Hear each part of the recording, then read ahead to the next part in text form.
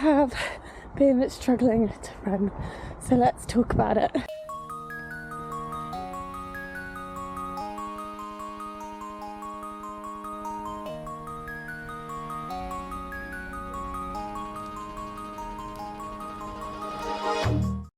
So it's been a good few months since I really was running regularly, or like anywhere.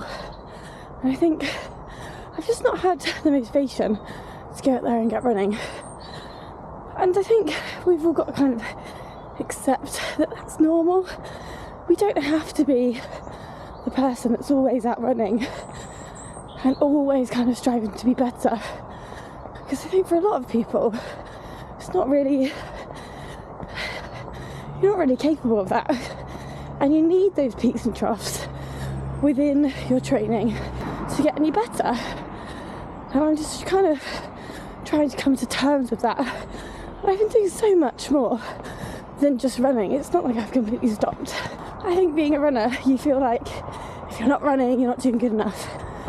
And I really just need to try and change that mindset. I mean, it was probably the start of summer where I stopped running. And we went on holiday, I was busy with work. I think it just got a bit too much. And I was like, you know what, I just don't have the energy or the want to run.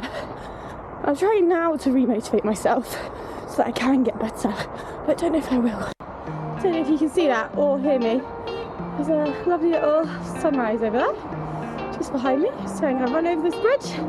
Hopefully see a little bit more. All that I do is wait for you. I'm standing and I'm not breathing. Why can't you forget the reason you left? You tend to hide your feelings. Yeah, you keep thinking it's right to keep a distance. It's like nothing I do is enough. I think I managed not to record me going over the bridge. Sorry, it was very nice. So yeah, this year has really, I don't know, it kind of feels like it's been a write-off. I know we've got, 2 months left, but I know I'm not going to really achieve any of my goals that I wanted this year. I'm just trying to kind of have a look at what I have achieved, because I have achieved some things this year. At the start of the year, I was posting videos. I did get a 5k PB. Haven't been able to do a half marathon one. Whenever a race has come up, I've just kind of been ill and not been able to go. And then I have marshalled a race. I've done some fun races near where we are. I've done some club outings. And, I haven't been the most committed club member this year, but I have turned up. And hopefully I can just build on this next year.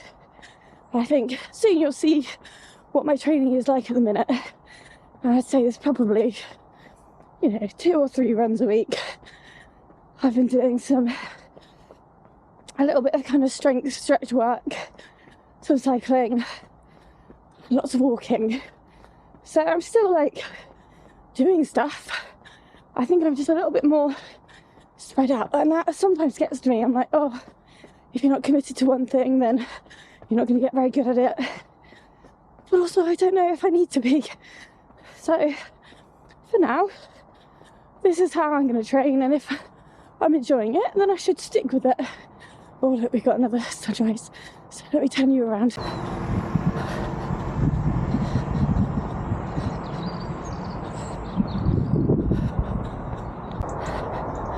The biggest thing that I'm currently struggling with is getting up in the morning. I just don't want to do it, and because I work evening time, I know I can't really do running around then.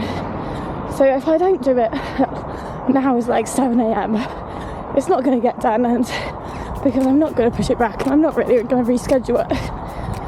So this morning I've literally forced myself out after a lie-in, so the alarm went off at 6, and I didn't get up until 7. So hopefully that's something that will sort itself out once the clocks change again. I always get a bit funny around September, October because of just the way sunsets and rises. Never goes very well for me.